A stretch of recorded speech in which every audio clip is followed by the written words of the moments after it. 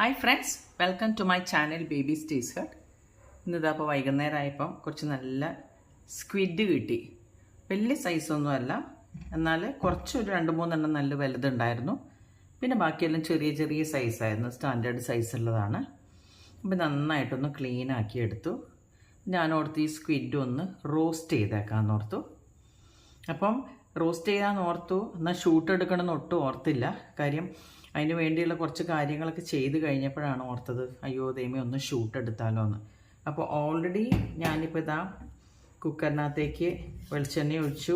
ആദ്യം തന്നെ വെളിച്ചെണ്ണ ഒഴിച്ചതിനകത്തേക്ക് ഒരു ചെറിയ കഷ്ണം ഗ്രാമ്പു, പിന്നെ കറുവപ്പട്ട, 2 ഏലക്ക, അതെല്ലാം ഇട്ട് കടുക് പൊട്ടിച്ചു വെളിച്ചെണ്ണയിൽ.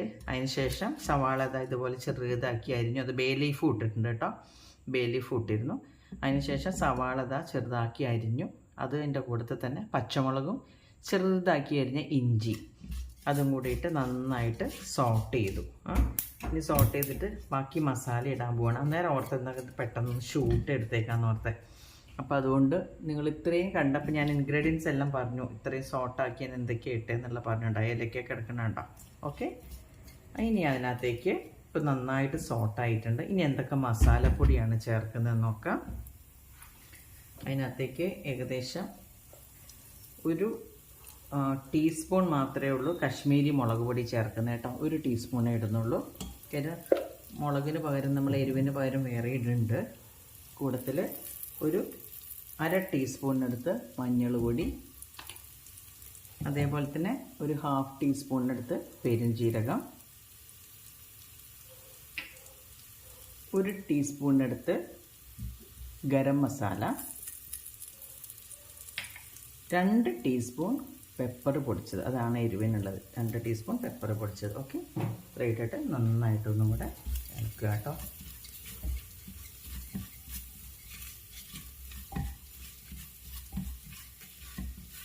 ഇപ്പം തന്നെ നല്ല റോസ്റ്റ് ആയിട്ടുള്ള സ്മെല്ല് വന്ന് തുടങ്ങിയിട്ടുണ്ട്. ഓക്കെ, കണ്ടോ?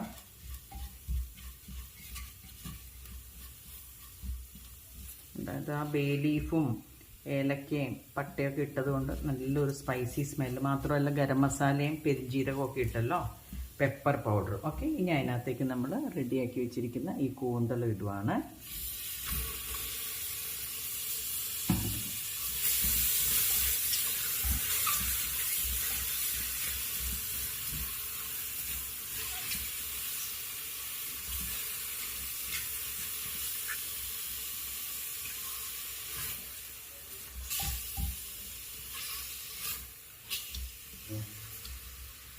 ഈ കൂന്തലും കൂടി ഇട്ടിട്ട് ആദ്യം തന്നെ കുറച്ച് നല്ല ഹൈ ഫ്ലെയിമിൽ വെക്കുകയാണ്.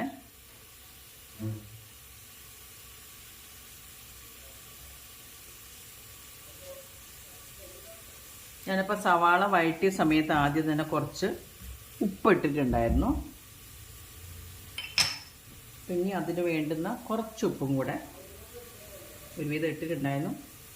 ഏകദേശം ഞാൻ വീണ്ടും ആ കൂന്തലിനും കൂടെയുള്ള ഉപ്പ് അതിനകത്ത് ഇടുന്നുണ്ട്. ഇതൊന്നും കൂടെ ഇളക്കുകയാണ്. നമ്മൾ ഈ ആദ്യത്തെ ഹൈ ഫ്ലെയിമിൽ വെക്കുമ്പോൾ തന്നെ ഈ കൂന്തലിൽ നിന്ന് തന്നെ കുറച്ച് വെള്ളം ഇറങ്ങും. ഇത് സീ ഫുഡാണല്ലോ,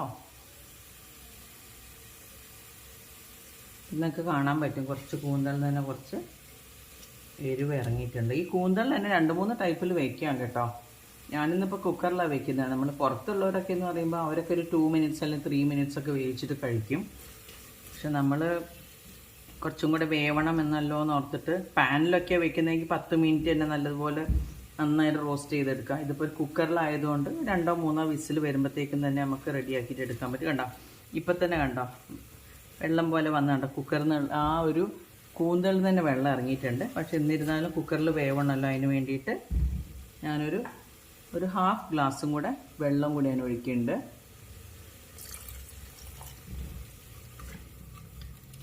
അതെ, 1/2 ഗ്ലാസ് വെള്ളം കൂടി ഞാൻ ഒഴിക്കുന്നുണ്ട്.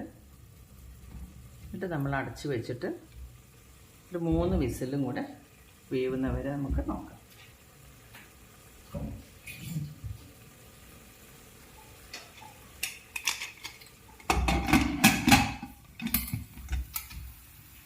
മൂന്ന് വിസിൽ വരട്ടെ. ഫ്രണ്ട്സ്, 3 വിസിൽ കഴിഞ്ഞതിന് ശേഷം നമ്മുടെ സൂപ്പർ ടേസ്റ്റി സ്പൈസി ആയിട്ടുള്ള സ്ക്വിഡ് റോസ്റ്റ് ഇവിടെ റെഡി ആയിട്ടുണ്ട്. നല്ല പെപ്പറൊക്കെ ഇട്ടത് കൊണ്ട് നല്ല സ്പൈസിയാണ് അത്യാവശ്യം. ഓക്കെ, നിങ്ങൾക്ക് കൂടുതൽ എരിവ് വേണ്ട എന്നുള്ളവരാണെങ്കിൽ അതനുസരിച്ചിട്ട് നിങ്ങൾക്ക് കുറയ്ക്കാം. ഓക്കെ, അപ്പോൾ എല്ലാവരും ഈ സ്ക്വിഡിൻ്റെ ഈ റോസ്റ്റ് ഒന്ന് ട്രൈ ചെയ്ത് നോക്കുക. അടുത്ത വീഡിയോ ആയിട്ട് വരുന്നവരെയും ബൈ ബൈ ഫ്രണ്ട്സ്.